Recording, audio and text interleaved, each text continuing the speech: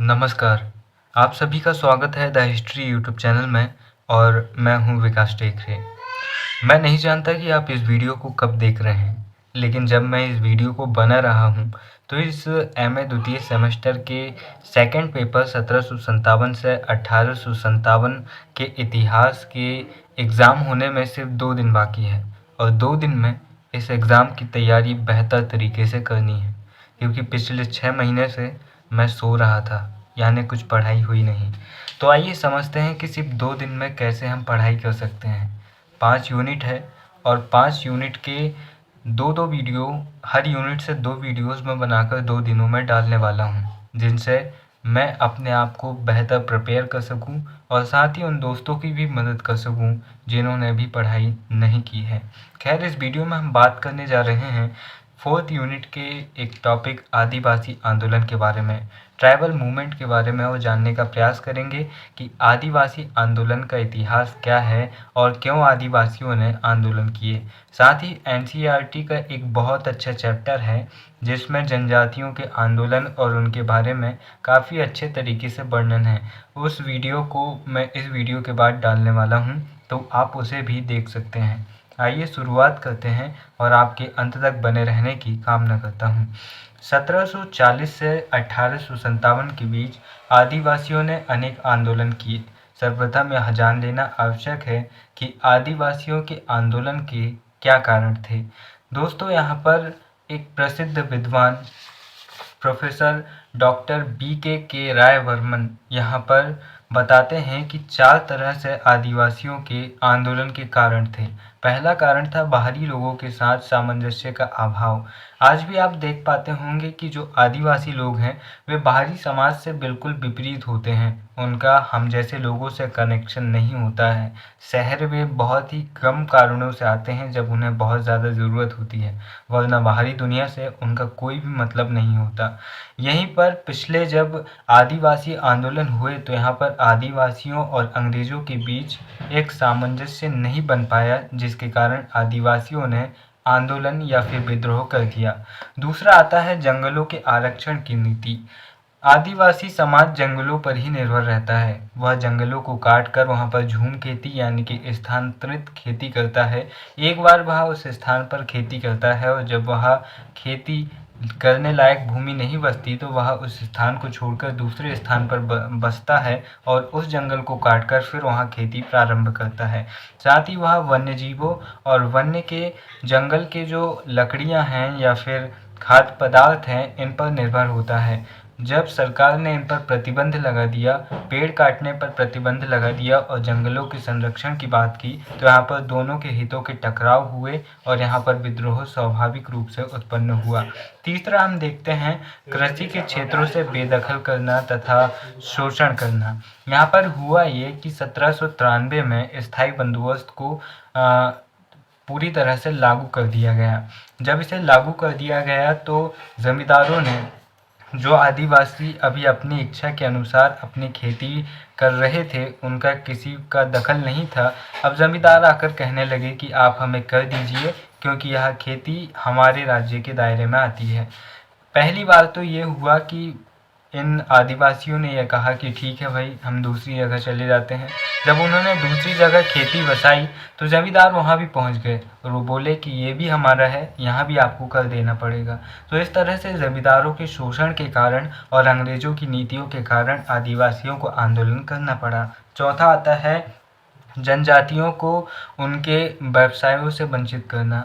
अलग अलग जनजातियों के अपने कुछ महत्वपूर्ण कार्य होते थे जिनके लिए वे प्रसिद्ध थी। जैसे कि बंजारा जाति अपने आप को एक जगह से दूसरे स्थान पर हमेशा ये जाते रहते हैं। इनका कोई स्थित यानी कि निश्चित ठिकाना होता नहीं है। तो होता ये था कि अंग्रेज इनका इस्तेमाल रसद सामग्री यानी कि युद्ध के सामान को पहुंचाने के लिए करते थे। लेकिन जब ट्रेन का विकास हुआ, जब वाहनों का विकास हो गया, तो उन्होंने इन्हें दरकिनार कर दिया और ये बेरोजगार हो गए और आर्थिक स्थिति इनकी खराब हो गई, जिसके कारण इन्होंने बंदूकें उठाई, हथियार उठाए और अपने आप को, अपने परिवार को संभालने के लिए इन्होंने लोगों को या फिर अंग्रेज़ों को लूटना शुरू कर दिया और इस तरह से इनके आंदोलन आंदोलन भी शुरू हो गए। अब दोस्तों ये तो था ब्रीफ में, यानी कि सामान्य रूप से समझने का प्रयास किए हमने। अब जानते हैं कि डिटेलिंग में डॉक्टर BK राय वर्मन क्या कहते हैं। भारतीय जनजातियों का गहन अध्ययन करने का कार्य इन्होंने किया। उन्होंने भारत की जनजातियों के विद्रोह के निम्नलिखित कारण बताए। उनका सारांश इस प्रकार है।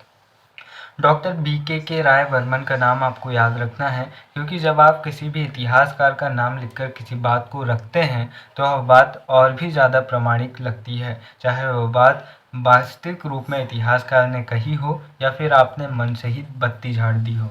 अब यहाँ पर पहला देखते हैं, बाहरी लोगों के साथ सामंजस्य का अभाव। ब्रिटिश शासकों ने जनजातियों के क्षेत्रों पर कब्जा किया। जनजातियाँ अपने क्षेत्र में रहने वाले लोगों यानी कि अंग्रेजों के साथ सामंजस्य स्थापित नहीं कर सकी। डॉक्टर राय का मत है कि विरोध से निपटने के लिए अत्याचार पूर्वक बल प्रयोग किया जाता होगा।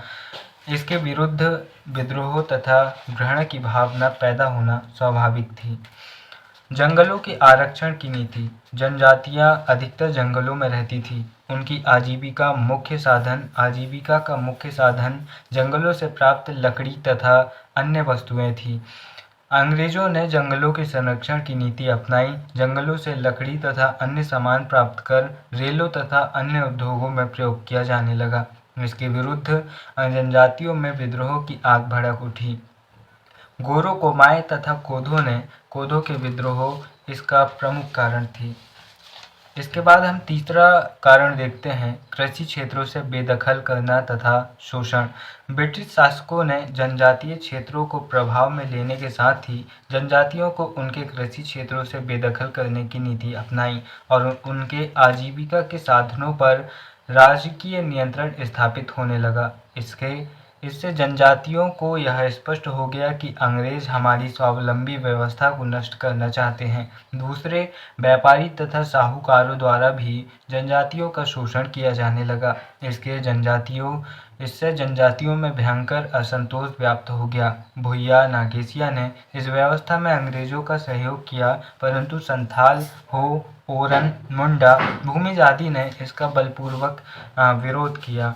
और इसके बाद हम चौथा कारण देखते हैं, जनजातियों को उनके व्यवसायों से वंचित करना।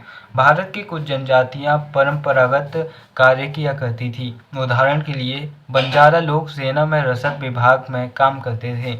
उन्हें मध्य युग में रेलों के चलने के कारण उनके व्यवसाय से अलग कर दिया गया, जिसके परिणाम स्वरूप उन्हें न केवल आर्थिक रूप से बल्कि अन्य सुविधाओं से भी वंचित रहना पड़ा, जिसके कारण बहुत से लोगों ने अपराध का सहारा लिया। इसी प्रकार बंगाल और उड़ीसा की सीमा पर रहने वाले मेवाड़ और सवारा की भीलों ने भी अपराध का सहारा लिया। इनको भी प्रौद्योगिकी के विकास के कारण परंपरागत अधिकारों से वंचित कर दिया गया था। तो यहाँ पर समाप्त होते हैं कारण। और अगर यही प्रश्न बड़े स्तर पर पूछ लिया जाए और आपको 5 कारण लिखना हो तो आप 5वां कारण आर्थिक शोषण के रूप में भी लिख सकते हैं या फिर जमींदारों के अत्याचार के रूप में भी लिख सकते हैं। दोस्तों, अगर आपको किसी प्रश्न के कारण इस प्रकार से न बने तो आप सिंपल से 5 तरीकों से लिख सकते हैं: आर्थिक कारण, सामाजिक कारण, राजनीतिक कारण, धार्मिक कारण और अन्य कारण। इस प्रकार से आप 5 पॉइंट बनाकर आधे आधे पेज उनमें अपने हिसाब से लिख सकते हैं, तो वो और भी और अच्छा लगेगा अगर आपको इस तरह से पॉइंट याद नहीं रहते हैं तो। बाकी आपको पूरी कोशिश करनी चाहिए कि आप चीज़ों को समझ सकें, क्योंकि हमें केवल एमए में ही नहीं रहना है, हमें आगे भी और जाना है। आइए देखते हैं कि वे कौन कौन से विद्रोह हैं, क्योंकि भारत में जनजातियों ने लगभग 100 से अधिक विद्रोह में भाग लिया और इन विद्रोह में से जो प्रमुख विद्रोह हैं उनका विवरण हम इस प्रकार दे रहे हैं। दोस्तों, यहाँ पर उन 8 प्रमुख विद्रोहों के बारे में मैं आपको बताने वाला हूँ, जिनके बारे में 2 नंबर में या फिर 5 नंबर में क्वेश्चन बन जाते हैं। और अगर 5 नंबर में ये प्रश्न आता है कि प्रमुख जनजातीय विद्रोहों के बारे में वर्णन कीजिए, तो भी आप उनका वर्णन आसानी से लिख सकते हैं। हालांकि 16-17 जनजातीय आंदोलन हैं जिनके बारे में भी मैं आपको बता दूंगा। आपको जो बेहतर लगे आप उससे पढ़ सकते हैं। आइए देखते हैं। पहला है संथाल विद्रोह। राजमहल जिले के संथाल लोगों ने भूमिकर अधिकारियों के हाथों दुर्व्यवहार, पुलिस के दमन तथा जमींदारों एवं साहूकारों की वसूलियों के विरुद्ध अपना रोष प्रकट किया तथा सिद्धू तथा कान्हू के नेतृत्व में कंपनी के शासन के अंत करने की घोषणा कर दी तथा अपने आप को स्वतंत्र घोषित कर दिया। विस्तृत सैन्य कार्यवाहियों के पश्चात ही 1856 की स्थिति नियंत्रण में आई। सरकार ने इन लोगों के लिए पृथक संथाल परगना बनाकर शांति स्थापित की। यानी कि हम कह सकते हैं कि संथाल विद्रोह बहुत व्यापक विद्रोह रहा होगा, जिसके कारण अंग्रेज़ों को इनके सामने झुकना पड़ा और अलग से इन्हें संथाल परगना बनाकर देना पड़ा। यहाँ पर फैक्ट की बात है और इन्हें किसी भी तरह से कट पेस्ट करके या फिर किसी भी तरह से शॉर्ट ट्रिक से हम इन्हें याद नहीं कर सकते, इसलिए फैक्ट को आपको याद करना ही होगा अगर आप एक अच्छा आंसर और अच्छे नंबर चाहते हैं तो। दूसरा आता है सन्यासी विद्रोह। बंगाल में अंग्रेजी राज्य को स्थापित होने से तथा उसके कारण नई अर्थव्यवस्था के स्थापित होने से जमींदार, कृषक तथा शिल्पी सभी नष्ट हो गए। 1770 में भीषण अकाल पड़ा उसे तथा कंपनी के पदाधिकारियों की कठोरता को लोगों ने विदेशी राज्य की ही देन समझा। तीर्थ स्थानों पर आने जाने से लगे प्रतिबंध से सन्यासी लोग बहुत क्षुब्ध हुए। सन्यासियों के अन्याय के विरुद्ध लड़ने की परंपरा थी और उन्होंने जनता से मिलकर कंपनी की कोठियों तथा कोषों पर आक्रमण कर दिया। वे लोग कंपनी के सैनिकों के विरुद्ध बहुत वीरता से लड़े तथा वारेन हेस्टिंग्स एक लंबे आंदोलन के बाद ही इस विद्रोह को दबा सका। इसी सन्यासी विद्रोह का उल्लेख वंदे मातरम के रचयिता बंकिम चंद्र चट्टोपाध्याय ने अपने उपन्यास आनंद मठ में किया है। इसके बाद हम देखते हैं कोल विद्रोह। आपको कुछ महत्वपूर्ण फैक्ट याद करने होंगे, जैसे कि विद्रोह का स्थान कौन सा है, विद्रोह की तिथि कौन सी है और विद्रोह के नेता कौन है। इसके अलावा आप काफ़ी कुछ अपने हिसाब से लिख सकते हैं। इसके बाद हम देखते हैं, जैसे उदाहरण के लिए हम देखें कि जो संथाल विद्रोह था वह 1856 तक चलता रहा 1840 से, और इसके जो सिद्धू और कान्हू नाम के दो नेता थे और यह जो हुआ था ये राजमहल के क्षेत्र में, राजमहल जिले की संथाल पहाड़ियों में हुआ था। तो इस प्रकार से आप लिख सकते हैं कि अंग्रेज़ों और जमींदारों की नीतियों के कारण संथाल जाति के लोग बहुत ज़्यादा पीड़ित थे और उनके दो प्रमुख नेता सिद्धू और कान्हू ने आंदोलन का नेतृत्व किया और उन्होंने विद्रोह कर दिया। इसके बाद 1856 में अंग्रेज़ों ने भीषण युद्ध के पश्चात ही उन पर विजय पाई और उन्हें नियंत्रण की स्थिति में ला सके। इस प्रकार से आपको केवल फैक्ट याद करने हैं। अगर आप पूरी तरह से याद करने की कोशिश करेंगे तो केवल समय की बर्बादी है। तीसरा देखते हैं कोल विद्रोह। छोटा नागपुर के कोलों ने अपना क्रोध उस समय प्रकट किया जब उनकी भूमि उनके मुखिया मुंडों से छीनकर मुस्लिम कृषकों तथा सिखों को दे दी गई। 1831 में कोलों ने लगभग 1000 विदेशी अथवा बाहर के लोगों को या तो जला दिया या उनकी हत्या कर दी। यह विद्रोह रांची, सिंहभूमि, हजारीबाग, पालमाऊ तथा मानभूम के पश्चिमी क्षेत्रों में फैल गया। एक दीर्घकालीन तथा विस्तृत सैन्य अभियान के पश्चात ही यहाँ शांति स्थापित हो सकी थी। यानी कह सकते हैं कि कोल विद्रोह भी एक व्यापक विद्रोह था। इसके बाद हम देखते हैं खासी विद्रोह। कंपनी ने पूर्व दिशा में जैंतिया तथा पश्चिम में गारो पहाड़ियों के क्षेत्र में अधिकार कर लिया। अंग्रेजों ने ब्रह्मपुत्र घाटी तथा सिलहट को जोड़ने के लिए एक सैनिक मार्ग की योजना भी बनाई तथा इसके लिए बहुत से अंग्रेज, बंगाली तथा अन्य लोग वहां भेजे। ननक्कलों के राजा तीरथ सिंह ने इस हस्तक्षेप का विरोध किया तथा गारो, खामटी एवं सिंहपो लोगों की सहायता से विदेशी लोगों को निकालने का प्रयत्न किया। शीघ्र ही इसने अंग्रेज विरोधी लोकप्रिय आंदोलन का रूप धारण कर लिया। 1833 में सैन्य बल से ही अंग्रेज इस विरोध को दबा सके। इसके बाद हम देखते हैं पांचवा और महत्वपूर्ण विद्रोह सतनामी आंदोलन, जो कि व्यापक रूप से हुआ था और यह भी सन्यासी या फिर संथाल विद्रोह की तरह काफ़ी प्रसिद्ध और व्यापक था। सर्वप्रथम छत्तीसगढ़ के सतनामी संप्रदाय द्वारा 15वीं शताब्दी में सुधारवादी आंदोलन प्रारंभ किया गया। 1671 में सतनामी विद्रोह प्रारंभ हुआ। ऐतिहासिक तथ्यों के आधार पर सतनामी आंदोलन धार्मिक धरातल पर लड़ा गया आंदोलन था। नारनौल के क्षेत्र के एक गांव में लगान वसूलने वाले सरकारी कर्मचारी और एक सतनामी किसान के मध्य झगड़े से सतनाम आंदोलन की शुरुआत हुई थी। इस झगड़े के कारण नारनौल कोतवाल ने विद्रोह को कुचलने के लिए सिपाहियों को भेजा। लगभग 5000 सतनामियों ने कोतवाल और सिपाहियों को मारकर नगर पर कब्जा कर लिया और अधिकृत क्षेत्र पर कर लगाना प्रारंभ कर दिया। सतनामियों ने धीरे धीरे अन्य ग्रामों, नगरों और जिलों पर भी कब्जा कर लिया। सतनामी संप्रदाय की 3 शाखाएं नारनौल, कोरबा और छत्तीसगढ़ थी। छत्तीसगढ़ शाखा गुरु घासीदास द्वारा स्थापित की गई थी। घासीदास जी ने ईश्वर को एक निर्गुण निराकार बताते हुए मूर्ति पूजा के औचित्य पर सवाल उठाया। उन्होंने मद्यपान, मांस, लाल मिर्च के खानपान पर एवं गाय को हल में जोतने का विरोध किया था। अतः सतनामी आंदोलन से अन्य आदिवासी आंदोलनों को भी प्रेरणा मिलती है। अगर आप इसे पॉइंट के रूप में लिखना चाहें तो आप इसे काफ़ी शॉर्ट कर सकते हैं, लेकिन अगर 2 नंबर में यही प्रश्न पूछ लिया जाए कि सतनामी आंदोलन क्या था, तो आपको इस तरह से काफ़ी अच्छे से विस्तृत रूप में समझाना होगा। इसीलिए आप इस तरह से देख सकते हैं। इसके बाद हम छठवां आंदोलन देखते हैं या फिर विद्रोह, अहोम विद्रोह। असम के अहोम अभिजात वर्ग के लोगों ने कंपनी पर बर्मा युद्ध के पश्चात लौटने का वचन पूरा न करने का दोष लगाया। इसके अतिरिक्त जब अंग्रेजों ने अहोम प्रदेश को भी अपने प्रदेशों में मिलाने का प्रयत्न किया तो विद्रोह फूट पड़ा। 1828 में अहोम लोगों ने गोमधर कुंवर को अपना राजा घोषित कर दिया तथा रंगपुर पर चढ़ाई करने की योजना बनाई। कंपनी के अधिक अच्छे सैन्य बल के कारण ही इसको असफल बनाया जा सका। 1830 में दूसरे विद्रोह की योजना बनी। कंपनी ने इस पर शांतिमय नीति अपनाई तथा उत्तरी असम के प्रदेश महाराज पुरंदर सिंह को दे दिए तथा कुछ अन्य क्षेत्र भी इन्हें ही दे दिए। इस प्रकार से इस व्यापक विद्रोह को अंग्रेजों द्वारा शांत किया जा सका। इसके बाद हम देखते हैं पागलपंथी। पागलपंथ एक अर्ध धार्मिक संप्रदाय था जिसे उत्तरी बंगाल के करम शाह ने चलाया था।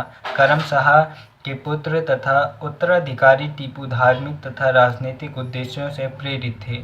उसने जमींदारों के मुजारों पर किए गए अत्याचारों के विरुद्ध विद्रोह कर दिया। 1825 में टीपू ने शेरपुर पर अधिकार कर लिया तथा राजा बन बैठा। विद्रोहियों ने गारो की पहाड़ियों उपद्रव किए तथा यह क्षेत्र 1840 तथा 1850 के दशक तक उपद्रवग्रस्त बना रहा।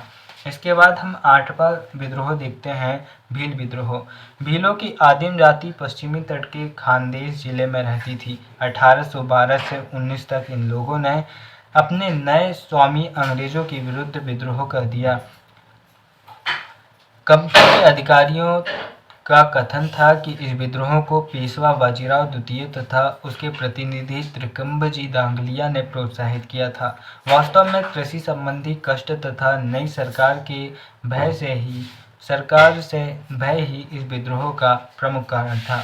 अंग्रेजी सेना की अनेक टुकड़ियों इसको दबाने में लगी थी, परंतु भयभीत होने के स्थान पर भीलों की उत्तेजना और भी बढ़ गई, विशेषकर जब उन्हें अंग्रेजों को बर्मा में हुई असफलता का पता लगा। उन्होंने 1825 में सेवरम के नेतृत्व में पुनः विद्रोह कर दिया। 1831 तथा 1846 में पुनः उपद्रव उठ खड़े हुए, जिससे यह सिद्ध होता है कि यह आंदोलन भी लोकप्रिय रहा होगा। इसके बाद हम देखते हैं, हमने जिन 8 विद्रोहों को पढ़ा उन्हें हम आसानी से याद कर सकते हैं, क्योंकि 17 विद्रोह थे और उन 17 में से जो 8 आपके सामने हैं ये बहुत ज़्यादा महत्वपूर्ण है और अक्सर इन्हीं पर क्वेश्चन बनते हैं। पहला आता है संथाल, दूसरा सन्यासी, तीसरा कोल, चौथा खासी, 5वां सतनामी, 6वां अहोम, 7वां पागल और 8वां भील। इसे याद करने की शॉर्ट ट्रिक इस तरह से है कि संथाल सन्यासी, कोल खांसी, सतनामी अहोम, पागल भील। कैसा? दो के से आप याद कर सकते हैं, संथाल सन्यासी, कोल खांसी, सतनामी अहोम और पागल भील। इस तरह से आप इन्हें याद कर सकते हैं और साथ ही आपको बहुत अच्छे तरीके से इनकी डेट और इनके नेता और स्थान का नाम भी याद करना होगा। अब हम देखते हैं कि वे 16 कौन कौन से प्रमुख विद्रोह हैं जो इस समय हुए थे। पहला आता है सतनामी विद्रोह, जिसके बारे में हम पढ़ चुके हैं, और फिर सन्यासी विद्रोह, फिर चुआल तथा हो का विद्रोह, फिर चौथा आता है कोल विद्रोह, फिर संथाल, फिर अहोम, फिर खासी, फिर पागल, फिर भील, फिर कोलो का विद्रोह, फिर कच्छ का विद्रोह, फिर बघेरा का विद्रोह, फिर सूरत का नमक आंदोलन और चौथा रमोसी विद्रोह और पांचवा कोल्हापुर तथा सावंतबड़ी विद्रोह और 16वां आता है फजेरियों का विद्रोह। यही वाला फजेरियों का विद्रोह। इस प्रकार से ये 16 विद्रोह या फिर आदिवासियों के ये संग्राम हैं जो इस समय हुए।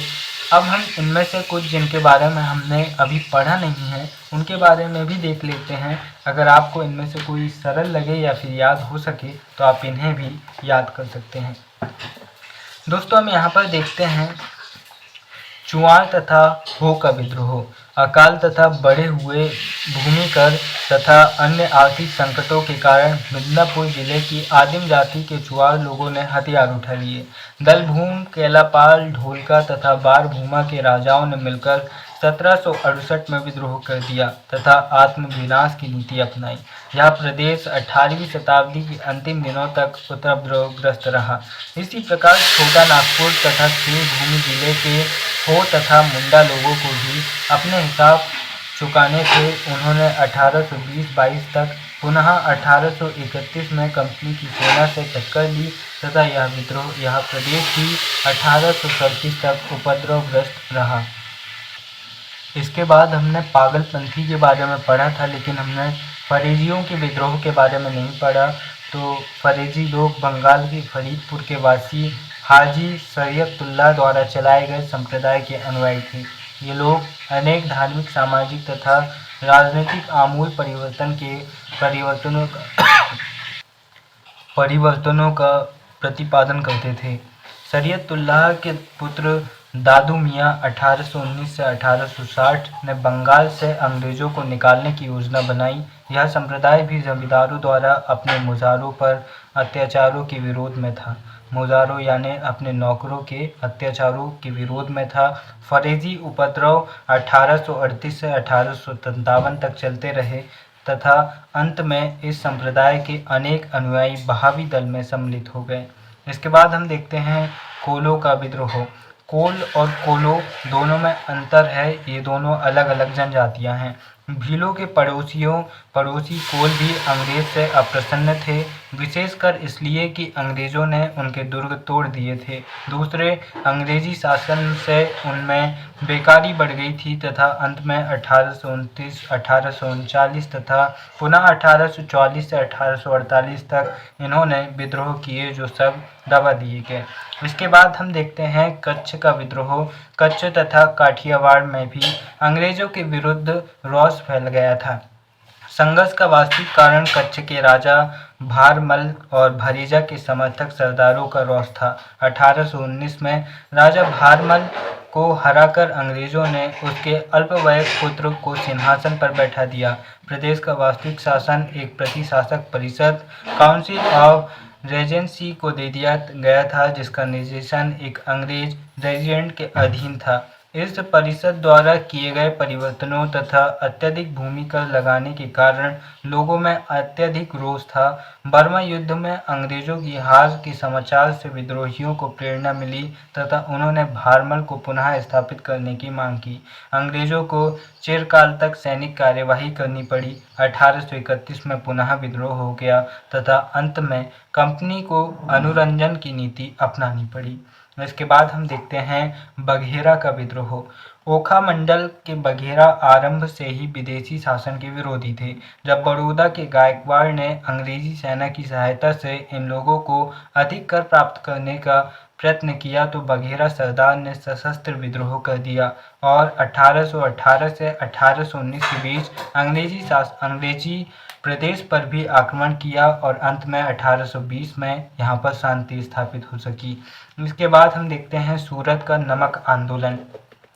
अप्रिय कार्यों के विरोध करने का सूरत नगर का इतिहास पुराना है। 1844 में नगर कर एक 1/2 रुपया प्रतिमन से बढ़ाकर 1 रुपया प्रतिमन कर दिया गया, जिसके कारण लोगों में बहुत असंतोष फैल गया। शीघ्र ही यह सरकार विरोधी भावना अंग्रेज विरोधी भावना में परिवर्तित हो गई। कुछ यूरोपीय लोगों पर प्रहार भी हुए। जब अंग्रेजों ने देखा कि यह विरोध इतना अधिक है तो उन्होंने अतिरिक्त कर हटा लिया। इसी प्रकार 1848 में सरकार ने एक मानक नाप और तौल लागू करने का प्रयत्न किया तो लोगों ने दृढ़ निश्चय कर उसका बहिष्कार किया तथा सत्याग्रह किया और अंत में इसे भी वापस लेना पड़ा। इसके बाद हम देखते हैं रामोसी विद्रोह।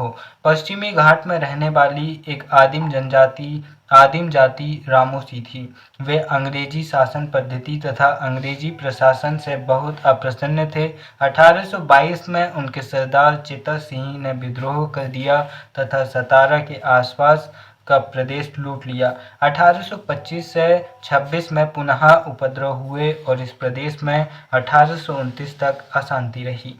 इसी प्रकार सितंबर 1839 में सतारा के राजा प्रताप सिंह के सिंहासनच्युत तथा देश निष्कासन से समस्त प्रदेश में असंतोष उत्पन्न हो गया और 1840 से 1841 में विस्तृत दंगे हुए। नरसिंह दत्तात्रेय पेटकर ने बहुत से सैनिक एकत्रित कर लिए तथा बादामी का दुर्ग जीतकर उस पर सतारा के राजा का ध्वज फहरा दिया। अधिक शक्तिशाली अंग्रेजी सेना ही इस प्रदेश में शांति स्थापित कर सकी। इसके बाद 15वां विद्रोह हम देखते हैं कोल्हापुर तथा सावंतबड़ी विद्रोह। 1844 के पश्चात कोल्हापुर राज्य में प्रशासनिक पुनर्गठन होने के कारण लोगों में बहुत असंतोष उत्पन्न हुआ। गाटकारी जो वंशानुगत सैनिक जाति थी और मराठों के दुर्ग में सैनिकों के रूप में काम करती थी, उनकी छटनी कर दी गई। बेकारी का प्रश्न सन्मुख देखकर गाटकारियों ने विद्रोह कर दिया। समनगढ़ तथा भूदरगढ़ के दुर्ग जीत लिए गए। इसी प्रकार सावंतवाड़ी में विद्रोह हुआ। अधिक संगठन से ही अंग्रेज इस विद्रोह को दबाने में सफल हुए। इस प्रकार से 16वें विद्रोह के रूप में हम फरेजियों के विद्रोह के बारे में चर्चा कर चुके हैं। दोस्तों, आपको जितना ज़्यादा याद हो सके या फिर जितना ज़्यादा आप समझ सके उतना समझने का प्रयास कीजिएगा, क्योंकि रटने से बेहतर होता है समझना।